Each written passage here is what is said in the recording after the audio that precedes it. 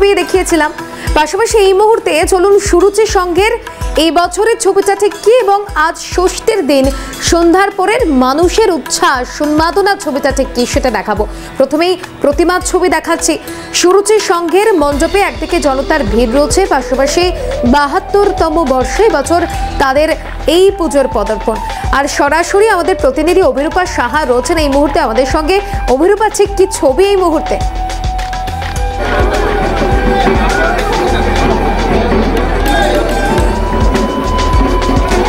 দেখো, সুরুচি সংঘের পুজো মণ্ডপে আমরা সন্ধ্যা থেকে রয়েছি। মহাষষ্ঠীর সন্ধ্যায় এ যেন অষ্টমীর ছোঁয়া।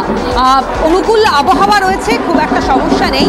মানুষজন সুরুচি সংঘের পুজো মণ্ডপে এসেছিলেন অভিনেতা সোহম চক্রবর্তী। কি জানিয়েছেন তিনি, শোনাবো।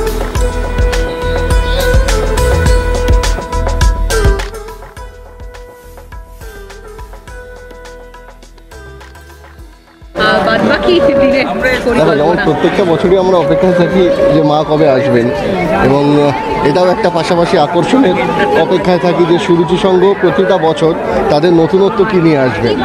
এবং আরও একটা বিষয় যে সেটা হচ্ছে সুরুচি সংঘের সঙ্গে প্রায় ওতপ্রোতভাবে আজ বলে নয় বহু বছর ধরে একদম জড়িয়ে রয়েছে ক্লাবের সঙ্গে, অরূপদা প্রত্যেকের সঙ্গে। তো সুতরাং এটাও একটা রিচুয়াল যে প্রত্যেকটা পুজোতেই আসবো, প্রত্যেকবার আসবো, এবং বলা যেতে পারে যে নিজেরই ক্লাবের পুজো।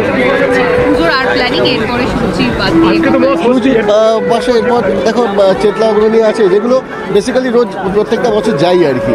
আমাদের হাজরা পার্ক আছে, যেগুলো আমাদের একদম নিজেদের বন্ধু বান্ধবদের মধ্যেই, ঠিক আছে। অনেক সময় সুজিতদারটা যাই, এবার সুজিতদার এবার আমি থিম সংটা আমি পারফর্ম করেছি।